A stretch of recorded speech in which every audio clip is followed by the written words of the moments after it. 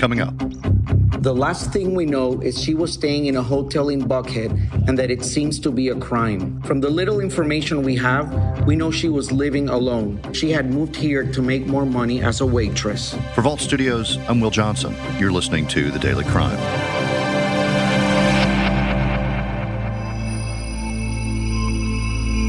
In June, the body of a 19-year-old woman was found in rural Georgia. Police now have a suspect behind bars. New information tonight about the arrest of the man charged with murdering a 19-year-old mother of two, Sarai Gomez. Her body found in some woods near Lake Lanier 2 months ago. Police now telling us the man confessed to everything. He admitted that he had, in fact, killed Sarai Gomez at his home in Duluth. When it comes to therapy and psychiatry, getting the help you need has never been so simple. When you're able to access your provider from the comfort of your device, it means that therapy can be on your schedule, and alleviating the wait times to get an appointment or the travel time to an office can free up time for all the other things you need to do in the rest of your life. Talkspace is so convenient and accessible, it's a great way to feel supported around the clock. Talkspace lets you send and receive unlimited messages with your dedicated therapist in the Talkspace platform 24/7. With Talkspace, you set goals with your therapist, and they hold you accountable and make sure you're really progressing. Therapy can help you shift your perspective, find tools to cope in difficult times, and be a guiding light. As a listener of this podcast, you'll get $100 off your first month with Talkspace. To match with a licensed therapist today, go to Talkspace.com. Make sure to use the code DAILYCRIME, no spaces, to get $100 off your first month and to show your support for the show. That's code DAILYCRIME and Talkspace.com. I'm joined now by Paola Suro, a reporter at 11 Alive in Atlanta. Paola, thank you for being here with us. We appreciate it. Thank you, Will.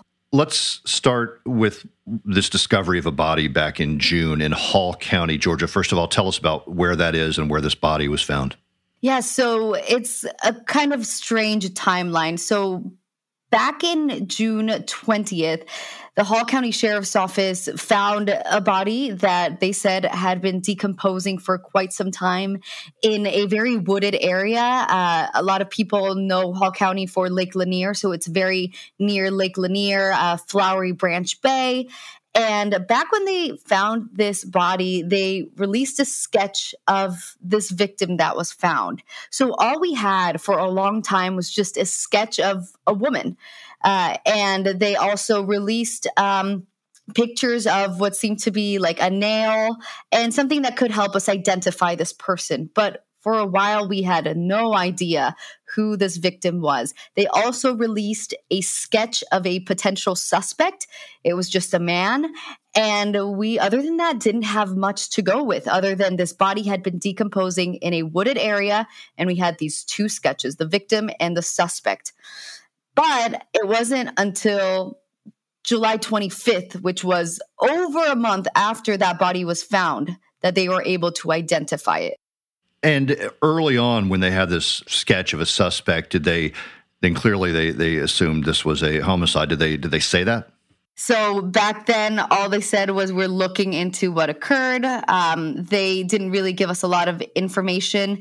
And to be quite honest, all we ran with was the sketches. We didn't have a lot of interviews with the Hall County Sheriff's Office. They were very hush-hush, which is understandable, given that they just found this body that was in a wooded area. And they couldn't give us a lot of details other than this is the potential suspect that we're looking for tied to this case. But yeah, we didn't have a lot of information to go with. And it wasn't until a month later that we finally were able to break through and move forward with this story. What's also kind of crazy, Will, is that about a week earlier, June 14th to be exact, there was this mother, her name's Gardenia Gomez, who was desperately asking and searching for her daughter. And she said, my daughter has disappeared and I don't know where she is. And, to be clear, this woman, Gardenia Gomez, lives in Ecuador. And all she knew was, hey, my daughter lives in Atlanta and she's disappeared. I haven't heard from her in days. So that's June 14th. And so you start kind of tying, all of this together and you start to worry, hey, is this body that was found June 20th, this woman that's been missing for over a week? And come to find out, July 25th, it was Sarai Llanos Gomez. So once we found out that the body had been identified, I reached out to this mother who was just desperate for answers. I mean, you can just imagine, her daughter had just been identified as this decomposing body that had been found in a wooded area, and she's miles away. I was able to speak to her, and she told me that her last conversation with her daughter made her arm hairs stand up. She told me that her last conversation with Sarai was about her job. She essentially moved to Atlanta for this waitressing job that Sarai was offered. And she quickly realized, hey, this was not the job that I signed up for. And she told her mother, Mom, this job that they told me was for a waitressing job isn't quite that. It's actually a job as a sex worker.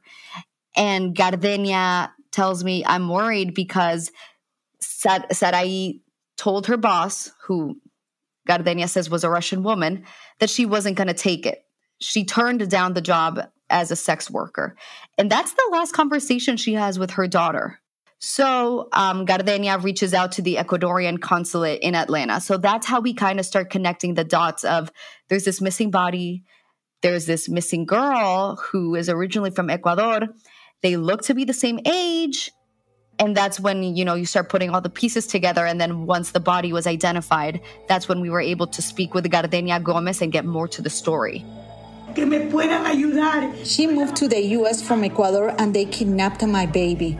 Now her two babies, who are only 3 and a year and a half, are left without a mom. When exactly did she die? Where? Why her?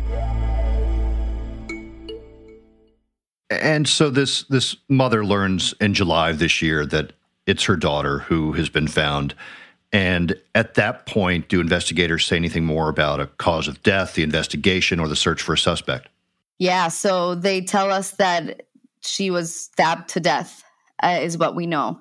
And, the timeline is just really tough because Gardenia finds out, yes, it is my daughter, on July 25th, but it wasn't until Wednesday, August 3rd, so quite some time after, about a week or so, that the suspect had finally been identified. He had been identified as 49-year-old Timothy Kruger, and he was arrested the next day. So he was arrested Thursday, August 4th. But, originally police, this is what they told us. They said that Kruger was suspected of concealing a death. And so that's how police were able to obtain a warrant to then search his home. And when they walked in, they realized, hey, there's more to this story. We do believe that Ms. Gomez was engaged in sex work, and Mr. Kruger had invited her to come to the home for that service. He made some statements about having some sort of a disagreement with her, which ended in him killing her. So they told us that he killed her inside his home. So once he was arrested, apparently he confessed to everything he did. He said that he killed Sarai by stabbing her multiple times inside his house. And so that's how they were able to finally get to these charges of felony murder and aggravated assault. But originally, they just went to him saying, hey, he might be concealing a death. But of course, there was more to the story, and he's now behind bars. And I'm curious if this timeline, as you mentioned, is a bit confusing, but when they released this sketch early on, that turned out to be him, right? Yeah, it turned out to be him. And you know what else? When he was arrested and he confessed to everything, he did say, he told police that Sarai was engaged in sex work. So they believe that she was stabbed multiple times on June 16th.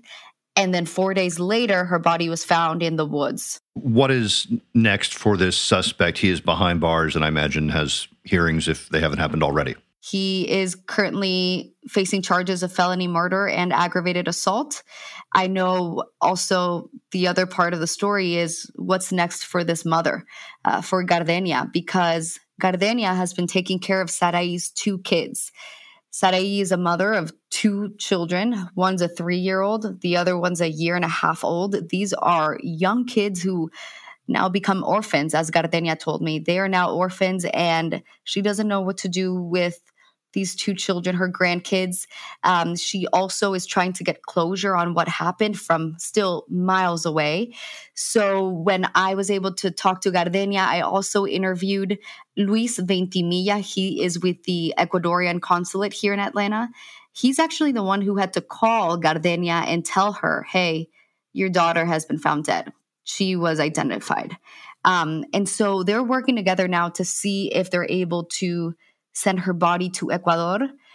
Gardenia was telling me, hey, they want to send the body back in ashes, but that's not what I want. I want my daughter as a whole to make sure that is my daughter. I want to finally get confirmation and closure. When I look at this body, this is Sarai. They want to send her body back to me in ashes. I want her body. How else will I know it's really her? We don't know exactly what the condition of the body looks like, but also you're working with investigators still, and they got to make sure before we send the body anywhere that the story is officially, coming to an end. And it seems like, since the suspect was just arrested, there's still quite some time to go with the hearings. But there's definitely some closure that's missing there for Gardenia and her family and her children who are going to grow up without a mother. Paolo, this story puts a spotlight on sex trafficking, and the case has all these hallmarks of a story that just sounds so familiar. A young woman from another country who thinks she's going to work as a waitress and is lured into something very different. And it's an issue, of course, a massive issue across our country. Yeah, and you know what, Will? Police have not confirmed to us that this was a sex trafficking ring or anything along those lines. But Gardenia tells me that's what she believes it was. She says, my last conversation with my daughter, she said that she didn't want to partake in this sex job. And eventually police confirmed that it was a sex work kind of deal when she went into Kruger's home. But there are still a lot of gaps, a lot of questions for Gardenia, from us as well, that we try to ask police, but there's a limit to what they can give us. But it definitely sheds a light into the bigger issue. And something else that's taking place right now in Georgia, we have reported on a lot of cases of missing Latino women specifically. A lot of Latinas have gone missing recently. And when I speak to their families, they tell me they are scared. They are worried when they hear of stories like Sarai's. It hits close to home. Sarai was only 19 years old. And a lot of the girls that are missing currently are in their early 20s. And so these moms worry that, hey, could my daughter be the next Sarai? And it's just a really scary time for these families, especially when someone as young as Sarai moves to the United States to provide a better life for her family, to send money back home to her kids, to her mother. She had been in the U.S. for a little over a year. She first moved to Chicago, then to Atlanta. But at the end of the day, all she wanted was a better life. And it's really unfortunate that this is the end to the story. Paola Suro at 11 Alive, WXIA in Atlanta, Georgia. Thanks so much for talking to us about this case. Thank you, Will. Thanks for listening to The Daily Crime. If you haven't already, check out the newest podcast from Vault Studios. It's called Intent, the Tex McIver case, available wherever you listen to podcasts. For The Daily Crime, I'm Will Johnson.